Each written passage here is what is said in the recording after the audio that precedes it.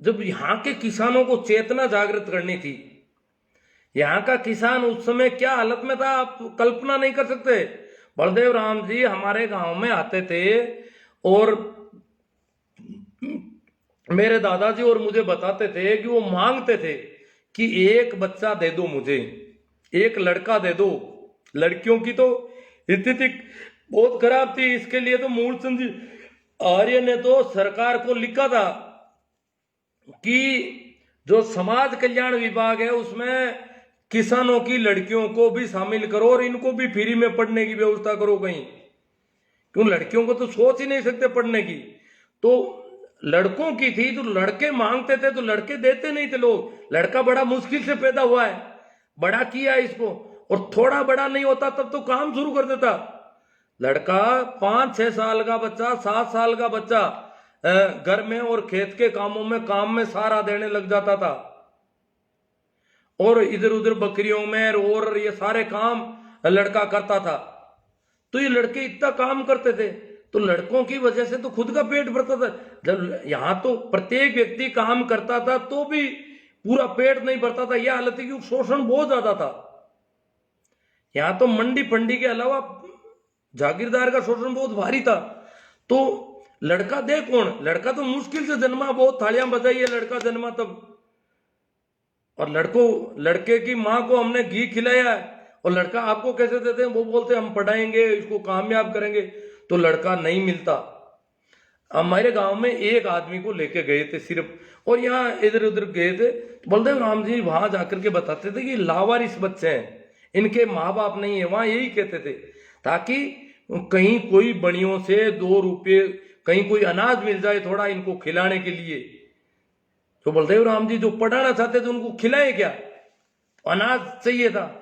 तो उनकी नौकरी से कोई इनका पेट सबका भरने वाला नहीं था। तो ये लड़कों को ले जाते, फिर वो बताते कि अनाथ बच्चे हैं इनको यहाँ पढ़ाना है। तो अनाथ मूलचंद जी आर्य तो कहते हैं हमने खेती भी की लड़कों के लिए, लड़कों से ही खेतों में काम करवाना शुरू किया, पढ़ने वाले लड़कों से ये तो करना पड़ा।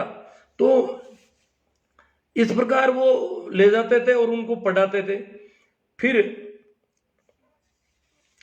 किसान, उस समय हमारे किसानों में बाजार जाने वाला ही कोई नहीं था, हालत बहुत खराब थी। बहुत कम गांव गुवाड़ी में एक आध आदमी कभी शहर जाता था, पैदल जाता था, और वो भी कब, जब घर में कोई नया बच्चा जन्म लेता था तो उसके लिए थोड़ी सूंठ लोद वगैरह वो लेके अजवाइन वगैरह लेने बाजार जाता था और धोती में बांध के वो सारा सामान लेके आता था। इस प्रकार बाजार जाते थे। और मेरा गांव थोड़ा नागौर के नजदीक था तो यहाँ से लोग कभी तो अनाज बेचने छकड़ी बैलों से लेके जाते थे बेचने, कभी ईंधन जो लकड़ियां थी वो बेचने जाते थे शहर वालों को, और कभी चारा बेचने के लिए जाते थे शहर के पशुओं के लिए।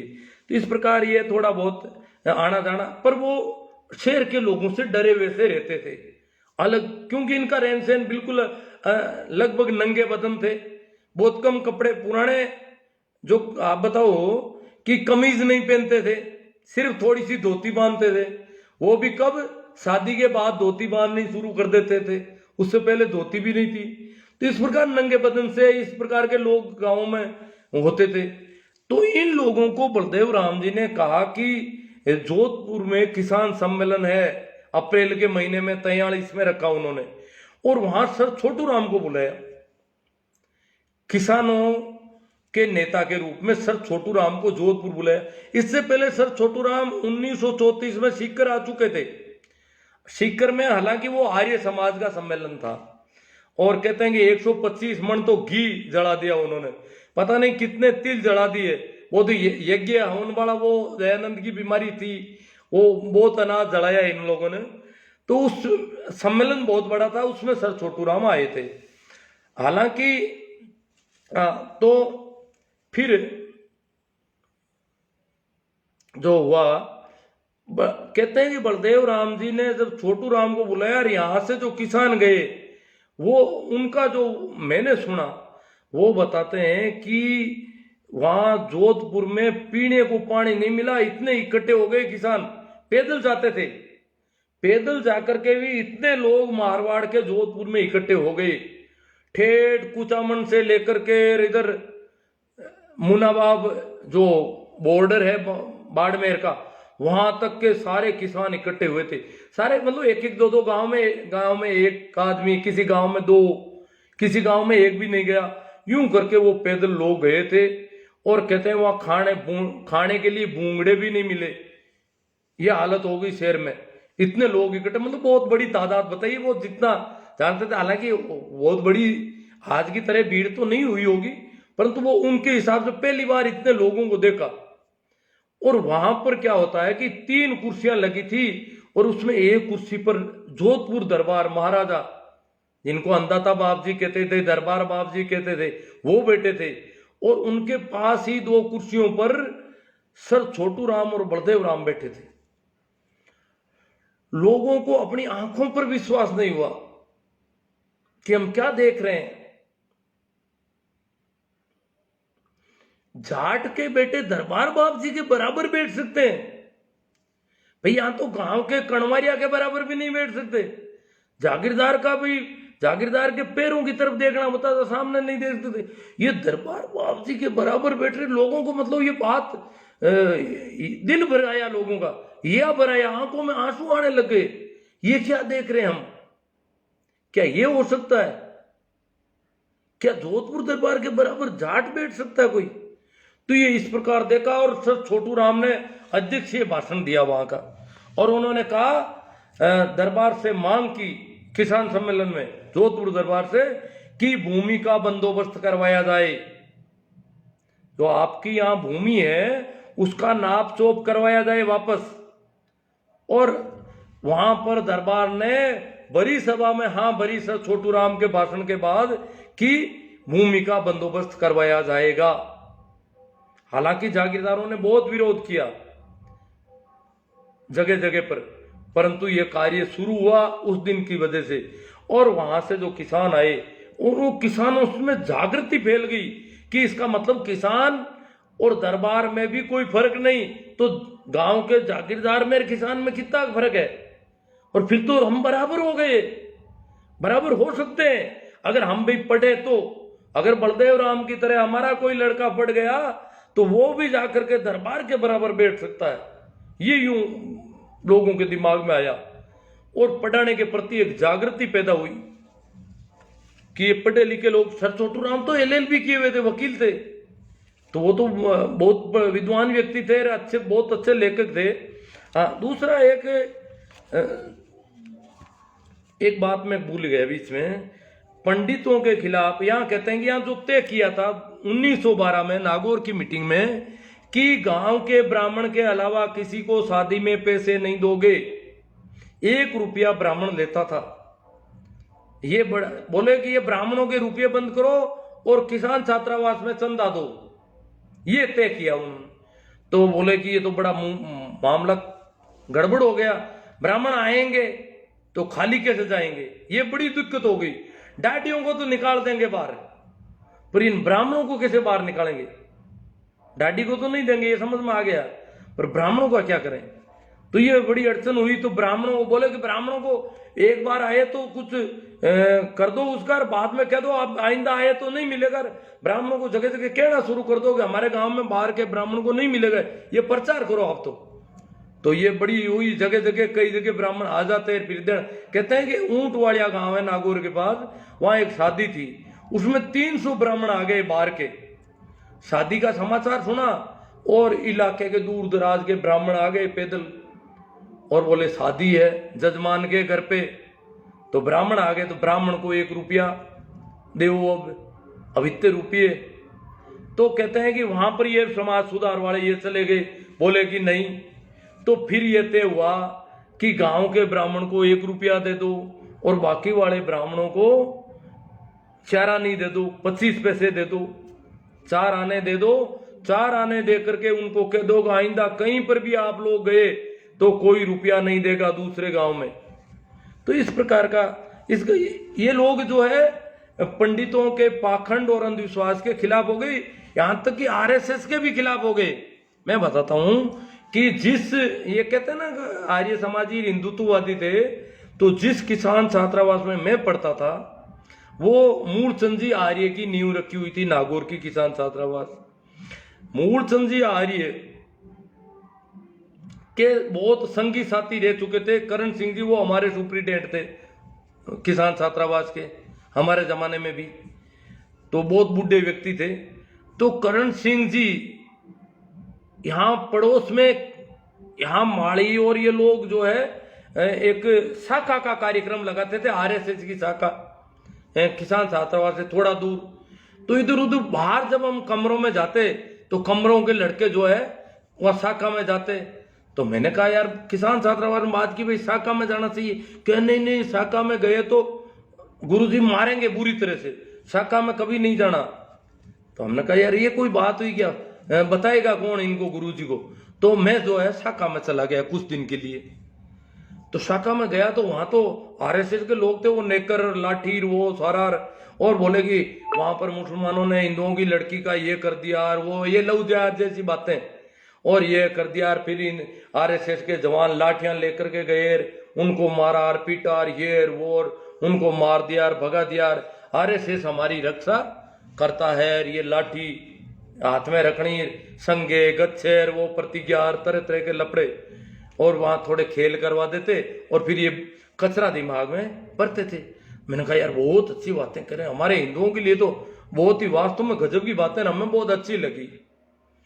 हाँ, अब ये डर यही है कि करण सिंह जी को पता चल गया तो बुरी तरह से मारेंगे। मैंने कहा यार ये क्या बात है, ये करण सिंह जी किसानों के, हमारे इतने बच्चे इस हॉस्टल में रहते हैं, इनको जाने नहीं देते शाखा में। शाखा तो हमारे लिए बहुत अच्छा काम कर रही है। ये तो हमें बहुत बाद में पता चला कि वास्तव में करण सिंह जी सही कर रहे थे। तो करण सिंह जी, बलदेव राम जी या मूलचंद जी, छोटू राम जी, सभी शुरू में आर्य समाज से प्रेरित थे। इनके एजुकेशन में आर्य समाज का कुछ रोल था, कुरीतियों के खिलाफ भी आर्य समाज का रोल था, परंतु बाद में ये सभी आर्य समाज और हिंदुत्ववादी संगठनों के खिलाफ हो गए थे सख्त। ये मूल बात ये है। अब जो बात करनी है इसमें मैं देख रहा था,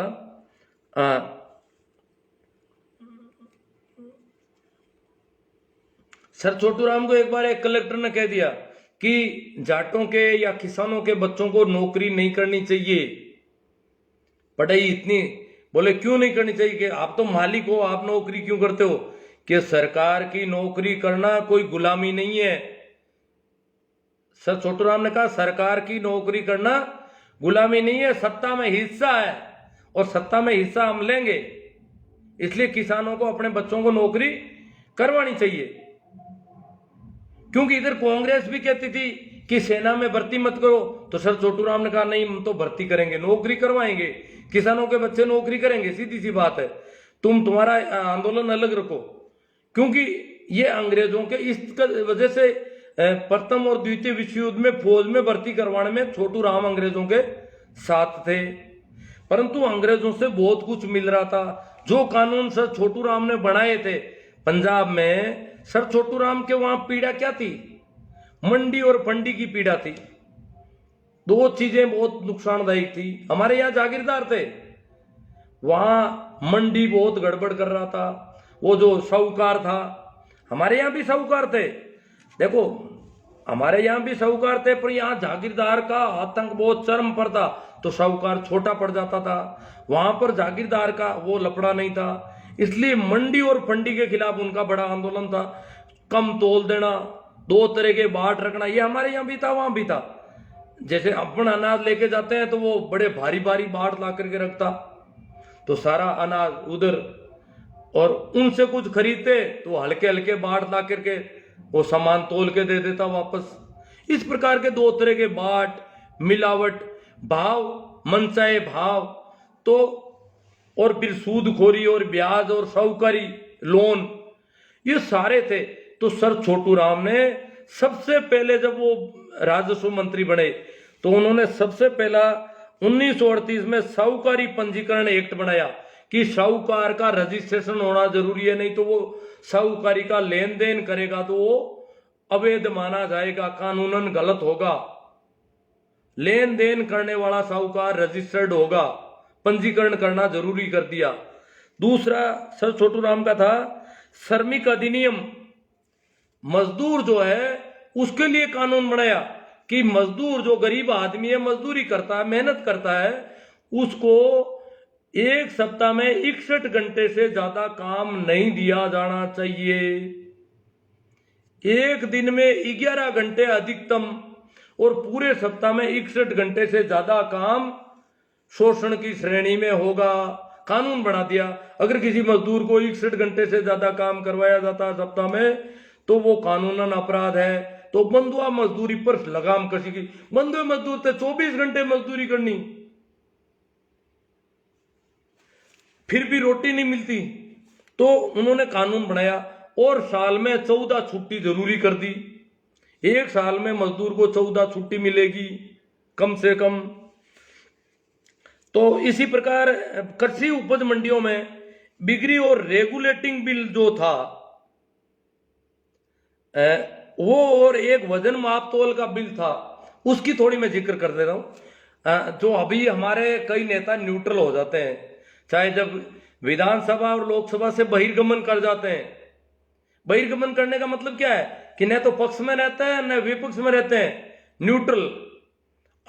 सर छोटू राम ने कहा ये हिंजड़े हैं, ये नपुंसक है जो न्यूट्रल रहते हैं। तो कहते हैं कि कांग्रेस जो है, कांग्रेस ये बिल सामने रखे सर छोटू राम ने बना के, मंडी रेगुलेटिंग एक्ट और वजन माप तोल के जो बाट से सिस्टम था उसके जो बिल थे उनको वहां रखा। तो कांग्रेस से पूछा छोटू राम ने कि आप गरीबों के हितैषी हैं, आप मजदूरों और कमजोर तबकों के हितैषी हैं, तो बोलो आप इस बिल का समर्थन करोगे या विरोध करोगे। तो वो बोले हम तो न्यूट्रल रहेंगे, इसमें हम बहिर्गमन करेंगे, हम इसमें भाग नहीं लेंगे, वोटिंग करेंगे नहीं।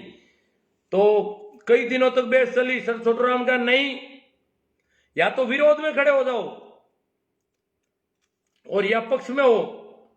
अगर पूंजीपतियों से नहीं डरते हो, इन पेशेवरों से नहीं डरते हो तो पक्ष लो किसानों को और कमजोर लोगों का, और डरते हो तो उनके पक्ष में हो जाओ। ये हिंजड़ापन ठीक नहीं है, ये नपुंसकता मुझे पसंद नहीं है।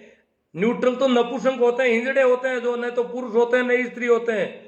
तो ये आज भी जैसे हमारे किसानों का बहुत बड़ा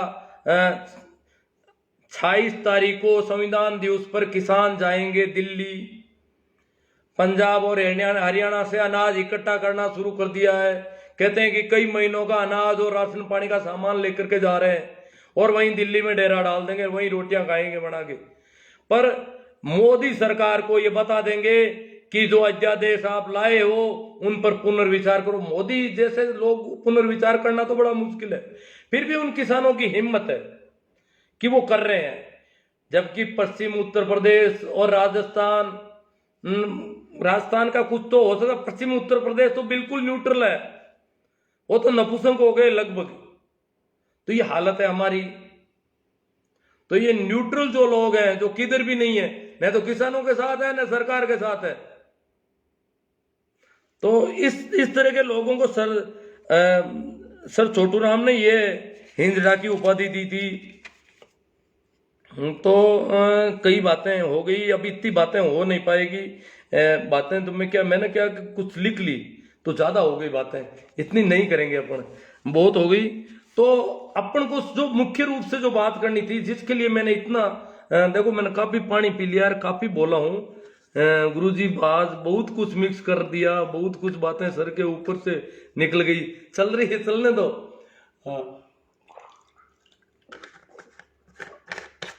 देखो भाई विजय चौधरी जी, आप कह रहे हो मैं सारे कमेंट लूंगा। वैसे मैं जो विशेष रूप से आज का क्यों कर रहा हूं, एक तो कल सर छोटू राम की जयंती है और 2 दिन बाद में ही संविधान दिवस है।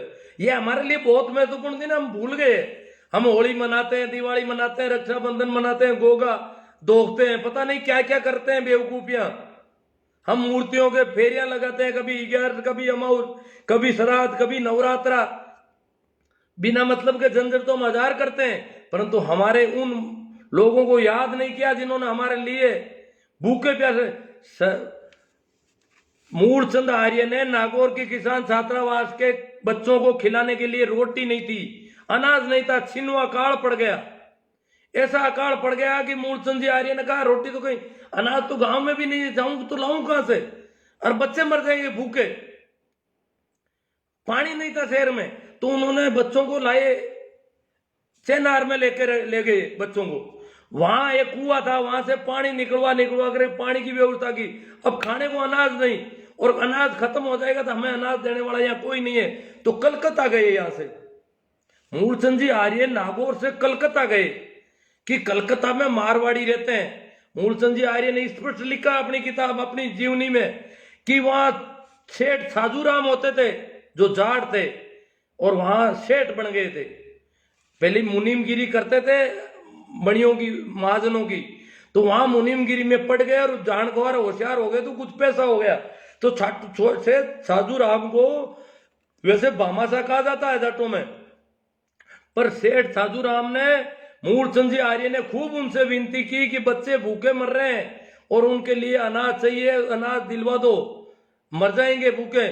कहते हैं कि साजूराम ने हमें कुछ नहीं दिया, हाँ 4-5 टाइम उनके घर पे रोटी जरूर हमने खाई थी। 2 आदमी यहां से गए थे, फिर वो बनियों के पीछे पड़े। तो मारवाड़ी बनिए थे वहां पर, खूब मारवाड़ का बाजार था पूरा कलकत्ता में, तो उनसे आता जोड़ी की। तो वहां पर मूलचंद जी आर्य के साथ, मूलचंद जी महाजन में पोस्टमैन की नौकरी करते थे। महाजन है बीकानेर से आगे सूरतगढ़ की तरफ, वहां पोस्टमैन की नौकरी करते थे। वहां एक कलकत्ता के बनिया का ससुराल था, और वो जान पहचान मिल गई, तो उसने उनकी बहुत अच्छी बातें सुनी और खूब उनको रोटी पानी का प्रबंध उनके करवा दिया। परंतु पैसा उन्होंने भी नहीं दिया। अब रुपया नहीं मिल रहा है, तो साथ में एक साथी थे, तो फिर कहा कि ऐसे तो मैं जाऊंगा, तो नागौर जाऊंगा तो करूंगा क्या, बच्चे तो वैसे भी भूखे मर जाएंगे, यहां से कुछ भी सहायता नहीं मिलेगी तो बच्चे मर जाएंगे, करें क्या। तो बनियों के पास खूब मिले, तो वहां बताया, ये उस बनिया ने जो जान पहचान का बना, उसने कहा कि यहाँ बहुत आते हैं लोग मांगने वाले, कई धोखे कर जाते हैं, ठग लेते हैं, इसलिए यहाँ आसानी से रुपये देने वाला कोई नहीं है। तो फिर कहते हैं कि मूलचंद जी आर्य ने कहा मैं तो आमरण अनशन करूंगा, मरूंगा यहीं पे। तो साथ में कौन थे मुझे याद नहीं, गंगाराम जी नाम करके थे, उन्होंने कहा यहाँ मर जाओगे तो भी कोई तुम्हें अनशन नहीं तुड़ाएगा, कोई आएगा ही नहीं तुम्हें मनाने वाला, तो यहाँ फालतू में मर जाओगे, बच्चे वहां मर जाएंगे और आप यहाँ मर जाओगे, इससे अच्छा है कि और कहीं कोई, क्यों और कहीं कुछ नहीं मिलेगा, यहाँ कलकत्ता से ही कुछ लेके जाना है, और मुझे मना मत करो। उन्होंने कहा मेरा आत्मविश्वास कहता है कि मैं आमरण अनशन करूंगा, और मैं वापस नागौर जाने जैसा रहा नहीं, इसलिए मैं तो मरूंगा तो यही मरूंगा। वापस जाऊं तो उन बच्चों को क्या खिलाऊं, लोगों के बच्चे तो मैं मांग के ले आया, वो बच्चे खाएंगे क्या, उनके माँ बाप चले गए मालवा कमाने के लिए, गांव में उनका कोई है नहीं, और वहां शहर में उनको कौन खिलाएगा, थोड़ा सा अनाज में छोड़ के आया हूं, और वो बच्चे फिर खाएंगे क्या। नागौर शहर में तो भुखमरी है, कोई देने वाला नहीं है। तो कहते हैं उन्होंने आमरण अनशन कर दिया वहां पर, और गंगाराम जी को कह दिया मुझे मेरा आत्मविश्वास मत तोड़ो, मैं तो मरूंगा तो यही मरूंगा, जिंदा मैं नहीं जाऊंगा नागौर बिना अनाज के, बिना सहायता के। तो वहां आमरण अनशन कर दिया। अब वो गंगाराम जी दौड़ दौड़ के जो सेठ उनके जान पे उनके पास गए, बोले कि वो तो आमरण अनशन कर दिया, आज 5 दिन से भूखे हैं और उनकी हालत कमजोर पड़ती जा रही है। मूलचंद जी आर्य की हालत कमजोर पड़ गई, भूखे मर रहे हैं, खा पी नहीं रहे हैं। ये ऐसी कंडीशन में फिर वो बढ़िया जो था उनके जान पहचान का, उसने कहा कि आपका सहयोग ऐसा करते हैं कि मैं बिड़ला को पत्र लिखता हूं और मूलचंद जी को मनाने आया कि आप खाना खा लो और आपका सहयोग मैं करवा के रहूंगा, चाहे कैसे भी हो आपको सहयोग मिलेगा। यहाँ बहुत झूठे लोग आते हैं, फर्जीवाड़ा बहुत होता है, वास्तव में पीड़ित लोग आते नहीं है, बहुत सारे पंडित आ जाते हैं, कहते हैं हमारे घर में भूख है वो है, और आप वास्तव में आपको जरूरत है हमें पता है, पर यहाँ देने वाले आपका विश्वास नहीं कर रहे हैं, और मैं बिड़ला को चिट्ठी लिखता हूँ, बिड़ला सहयोग कर देगा, मेरा भरोसा है। क्यों, बिड़ला कहता है कि वास्तविक जरूरतमंद कोई हो तो मुझे बताना, तो मैं उनको लिख देता हूं कि भाई वास्तविक जरूरतमंद है, आप उसकी जांच करवा लो। तो बिड़ला को उसने पत्र लिखा, इनका आमरण अनशन तोड़वाया कि आपका सहयोग करवा के ही छोड़ूंगा मैं। तो उस बनिए ने, उस सेठ ने बिड़ला को पत्र लिखा कि ये वास्तव में जरूरत है, किसानों के, गरीबों के बच्चे भूखे मर रहे हैं और बच्चे मर जाएंगे इतने मारवाड़ के नागौर शहर में। तो वहां से बिड़ला ने अपने आदमियों को भेजा, नागौर में पता करने के लिए कि वास्तविक स्थिति क्या है, पता किया और फिर बिरला ने सहयोग दिया, अनाज का भी दिया और पैसों का भी दिया। तो बिरला के सहयोग से वो किसान छात्रावास के बच्चे जिंदा रहे थे उस समय, ये मूलचंद जी आर्य ने बताया है। तो इस प्रकार हमें उन लोग, अब जैसे मूलचंद जी आर्य यहां पर भी मूलचंद जी कहते हैं, एक गांव में गया था, देखो चिढ़ना मत, कोई चंदा करने गांव में जाते थे तो रोटी कोई कहता नहीं था तो खुद भूखे मरते थे। तो एक आदमी साथ में था, ढिंगसरी गांव है। अब ढिंगसरी कौन सा है, एक तो जाइल में भी है और एक लाडनू में भी है। ढिंगसरी का उल्लेख किया उन्होंने, कहा ढिंगसरी में 3 दिन तक भूखे मरा। उस गांव में किसी ने रोटी का नहीं कहा और मांगी उन्होंने भी नहीं, पैसे दिए लोगों ने, वो पैसे में चंदा करने जाते थे, लोग सोचते थे कहीं खाली होगी, तो साथ में एक आदमी को लेके गए, तो उसको दूसरे दिन ही वो भूख से हालत खराब हो गई थी, तो उसको गांव भेज दिया किराया दे करके कि तू गांव चला जा, नागौर चला जा वापस, क्यों तू भूखा मरेगा, तू लोगों को कहेगा कि ये भूखे हैं तो फिर लोगों को दुख होगा फालतू में। तो 3 दिन बाद में रोटी मिली उनको।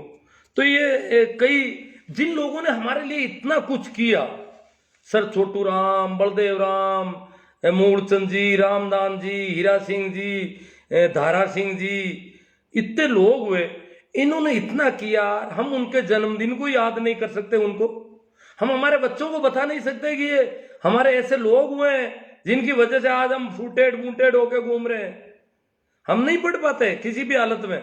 अगर उन्होंने हमें खेती किसने दिलवाई, जमीन कहां थी हमारे पास, हमारे ऊपर जूते पड़ते थे चारों ओर से, हमारी हालत क्या थी। 4-5 चुनावों तक तो वोट देने में, गांव की स्कूल में वोट देने में जाने में डरते थे कि वहां कोई राजपूत बेटा होगा, डर के मारे वोट देने नहीं जाते थे। ये हालत थी किसानों की। अब तो इस कंडीशन में, इस कंडीशन से जो ऊपर इतनी उनकी मेहनत के बावजूद ये हालत थी, तो उन्होंने कहा कि तो मैं कहना चाहता हूं कि बहुत मना लिया, गोगा नौमियार, केसरिया, कंवर जी, पता नहीं कितने कितने मनाते होंगे। कभी कहते हो नवरात्रा आ गया, कभी कहते हो रामनवमी, हनुमान जयंती। अरे छोटू राम की जयंती का दिन अपने घर में अपने बच्चों को उनके बारे में बताओ, बैठ करके 10 मिनट 15 मिनट अपने घर परिवार के लोगों को उनके बारे में सारा सब कुछ बताओगे उन लोगों की वजह से।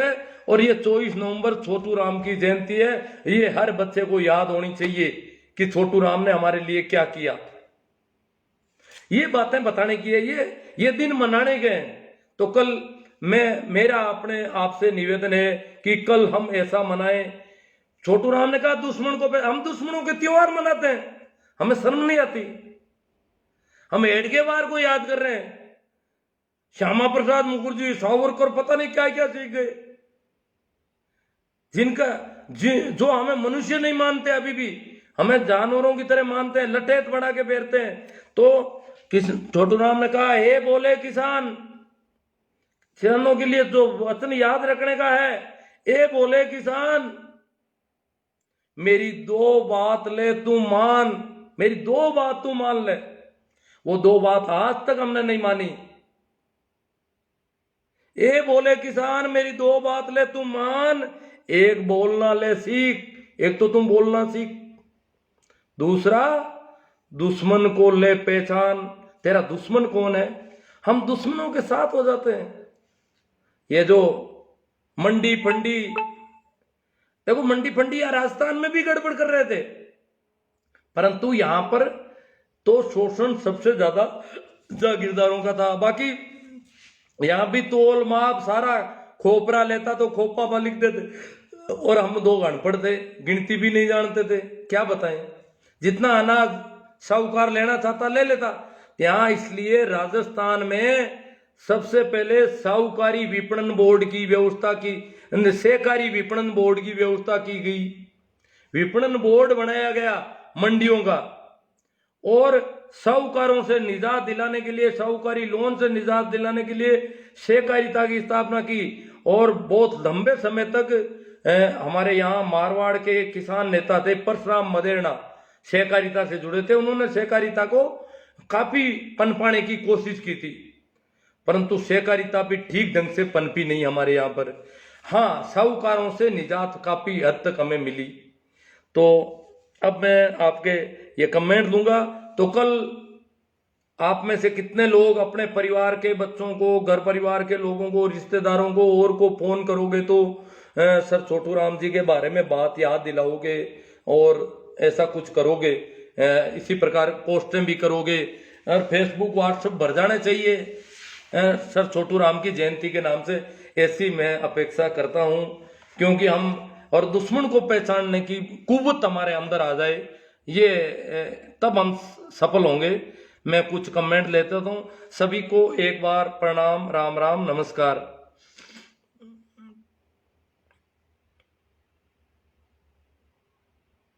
हाँ भाई, शोभा चंद जी कहते हैं बहुत बढ़िया ज्ञानवर्धक चर्चा है गुरुदेव। हाँ, बहुत लंबी चौड़ी चर्चा कर दी, मुझे लग रहा है मेरा गला तक जवाब दे रहा है थोड़ा थोड़ा। और कुछ जोर से भी तेज बोलता हूँ, शायद समझ में आपके तो सुन देते हो आप, मुझे वापस सुनता हूँ तो नहीं सुनाई देती ठीक से। पता नहीं, मुझे ध्यान नहीं रहता है, भाव गड़बड़ हो जाता है बोलने का। जय सिंह जी बुढ़ानिया, किसानों के मसीहा सर छोटू राम जी को कोटि कोटि नमन। मेरा राम सर छोटू राम, गणपत लाल जी जाट। दो नदियों के बीच का उपजाऊ दो आप प्रदेश, हाँ दो आप प्रदेश और पंजाब 5 नदियों की जमीन है। शोभा चंद जी, पाखंडवादियों ने सर छोटू राम के बारे में ज्यादा कुछ ज्ञान भारतीय समाज को दिए ही नहीं है। हाँ, वो तो नहीं देंगे जी। यूनिनिस्ट सुमेर जी डुकिया कहते हैं सर आप चौधरी छोटू राम जी के बारे में बता रहे हो, आपका बहुत बहुत धन्यवाद। ये यूनिनिस्ट मिशन है। सर छोटू राम जी यूनिनिस्ट पार्टी के मेंबर थे, उससे उसी की सरकार में थे राजस्व मंत्री। मही राम जी सारण बोझा सर आप तो बहुत ज्ञान की बात बता रहे हो। ओ सारण साहब को बहुत अच्छी लगी। ये भोजा सर जोधपुर में है उधर। मही राम जी सारण बोझा सर, हाँ ठीक है। और कौन आ रहे हैं? मई राम जी सर, ऐसे ऐसे ज्ञान की बातें आपको रोज बतानी चाहिए। अजी मैं तो रोज कर रहा हूँ, मेरे यूट्यूब चैनल आप देखोगे तो खूब मिल जाएगा बहुत सारा।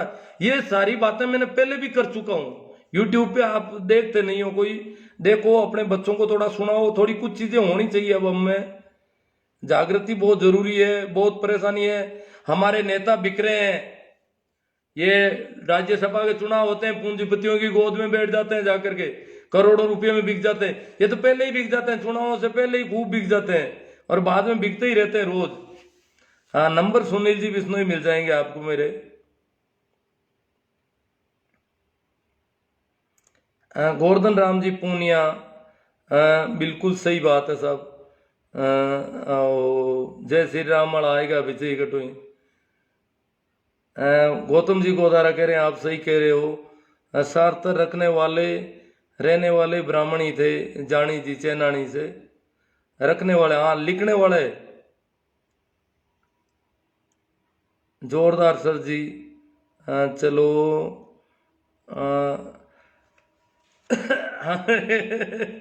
भाई बागड़िया जी कह रहे हैं नमन शिक्षा उत्प्रेरक को। हाँ, शिक्षा का उत्प्रेरण हमें बलदेव राम जी से और इन लोगों से मिली। राम स्वरूप जी चौधरी, किसान विरोधी आरएसएस। हाँ, ये तो तय है। आरएसएस तो किसानों का, मजदूरों का, गरीबों का, कमजोरों का नहीं हो सकता कभी भी। ये तो हमें सिर्फ यूज की वस्तु मानता है। उपयोगी जानवर होते हैं दो तरह के, एक तो मालवाहक पीठ पर ढोने के लिए, दूसरे होते हैं दूध दूहने के लिए। तो हमें तो उपयोगी जानवरों की तरह मानता है ये। अंधविश्वास और पाखंड में पैसा बर्बाद करने से बेहतर है नेमी जी सोमरवाल कि बच्चों की छात्रावास और कोचिंग सेंटर वगैरह सुविधाएं उपलब्ध कराने के लिए पैसे खर्च कर सकते हैं, तो आने वाली पीढ़ियों को अच्छी शिक्षा मिल सकती है और आकर्षित किया जा सकता है और मानव जीवन को सुधार कर सकते हैं। जेठाराम जी, आरएसएस कट्टरता के जहर से ब्रेन वॉश करता है, कूप मंडूक बना देता है और मशीन बनाता है आदमी को। हाँ, यही है। विजय चौधरी, गुरुजी आज बहुत कुछ मिक्स कर दिया, बहुत कुछ बातें सर के ऊपर से निकल गई। कोई बात नहीं, आप मिक्स मैं कर देता हूँ, ऐसी आदत है। पर आप पूरा इत्मीनान से अगर सुनोगे, इसको शेयर करोगे तो आपको और कई बातें मिलेगी। इसमें मैंने काफी बातें की आज। भाई इंदौरिया जी, कमल जी कह रहे हैं आरएसएस की वजह से भारत चल रहा है, नहीं तो मिनी पाकिस्तान बन जाता है। देखो, आरएसएस की वजह से भारत पाकिस्तान बन जाता है। तो पाकिस्तान तो हमारा ही है ना, ये किसानों का ही पाकिस्तान है। पाकिस्तान वाले हमें परेशान, हमें परेशानी दूसरी है। रामसूप जी चौधरी, किसान कौम का कोहिनूर सर छोटू राम जी। कोहिनूर थे, बहुत पढ़े लिखे थे उस जमाने में, किसानों में पढ़ने लिखे। या मारवाड़ में तो 8वीं पास भी बड़ा मुश्किल, तो वो एलएलबी थे। बलदेव राम जी से पहले, बलदेव राम जी तो एक जागीरदार घराने थे, फिर भी इतने पढ़े लिखे नहीं थे। पढ़े लिखे, यहाँ पढ़ा लिखा था कौन? और उस समय वो एलएलबी थे, उनसे भी पहले। महिपाल जाट ताऊ जी, आपने तो सारी बातें खरी खरी बोल दे मनवादी पाखंडी होकर किसान का मेरा कौम को इनकलाब आंधी सर या आदत पर चलते हुए शहीद आजम भगत सिंह की भूमिका निभानी होगी। अब निभाओ भाई, जिनको निभानी है। देखो भाई, नमो बुद्धाय सर जी, आपको बहुत आभार। आप SC ST OBC को जगाते रहे हो, हमारे समाज का सोया हुआ है, आप लगे रहे हो, हम आपके साथ हैं। गुरु जी प्रणाम, नमन बार बार आपको। नमस्कार। हाँ, आपका ज्ञान राजनीति तक ठीक है इंदौरिया जी, बाकी हमारे भगवान आराध्य देवी देवताओं पर टिप्पणी बंद करो। लो, इनके आराध्य भगवान देवी देवता पता नहीं क्या क्या है। विजय चौधरी, तुम्हारे भगवान को कहो कि इनका मोबाइल खराब कर दो। विजय चौधरी हाथों हाथ जवाब दे रहे हैं।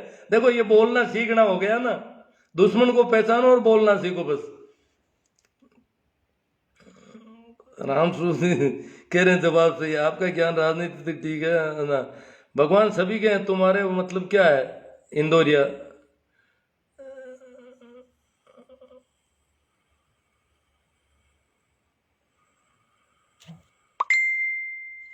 अरे अंध भक्तों, आप शूद्र हो, उस समय भगवान ने क्या दिया सालों। चलो बिल्कुल सही sir, I respect to you. गासल साहब जयपुर से। ओ हनुमान जी है? नहीं, वो हनुमान जी ये दूसरे हैं, हनु गासल।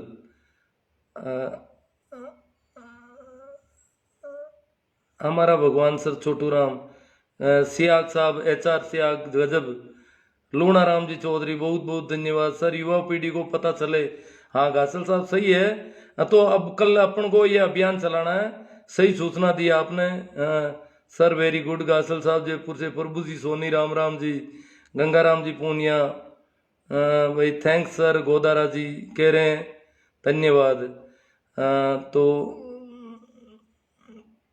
दो बातें सीख ले। कौन है ये?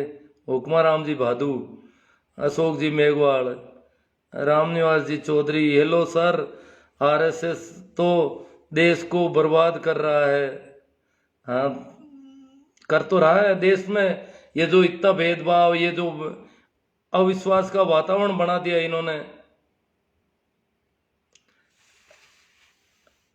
राकेश जी जांदू सर जी, कल नागौर में कार्यक्रम रखा है, आपको आना है सर। छोटू राम जी की जयंती। ठीक है, आ जाऊंगा। मैं तो हफ्ते को सुनता तो बहुत कम हूँ। जहाँ आपका कार्यक्रम है मुझे ठीक से बता देना। कल नागौर कर लेंगे, और क्या है। रामेश्वर जी गोदार, भगवान सभी के तुम्हारे। वो तो इंदौरिया जी से। गुरु जी इस बार नागौर जाऊंगा, आऊँगा तो भागरो जरूर मिलूंगा आपसे। गौतम जी गोदारा, ठीक है साहब, मिलेंगे जरूर सर। ये हमारे युवाओं को पता चले। हाँ ठीक है। तो बहुत ज़्यादा कमेंट हैं आज के, और आप लोगों ने बहुत अच्छा सहयोग दिया और बहुत अच्छी तरह से सुना सब कुछ। फिर भी बहुत सारे और वीडियो मिलेंगे आपको यूट्यूब पर, और गाए बगाए जब भी आपको समय मिले, ऐसी बातें इनको समझना है और कुछ पता होना जरूरी है बहुत ज़्यादा, कि हम कैसे ये छोटू राम जी, बलदेव राम जी तूफान में से किश्ती कैसे निकाल के लाए थे। हम लाए हैं तूफान से किश्ती निकाल के, बच्चों रखना इसको संभाल के।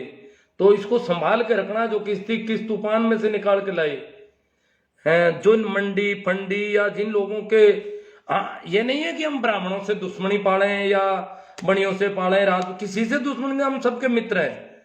परंतु हमें सावधान जरूर रहना है। अगर आज भी हमारे साथ गड़बड़ कर रहे हैं तो उनको पहचानना बहुत जरूरी है, चाहे वो कोई भी हो, चाहे वो मुस्लिम लीग हो, चाहे RSS हो, चाहे कोई भी हो। और कम से कम ये मंदिर मस्जिदों के जो ठेकेदार लोग हैं ना, इनसे तो कोई अपेक्षा करनी ही नहीं है हमको। ये हमें कुछ देने वाले नहीं है, तो धोखाधड़ी का मामला है सारा।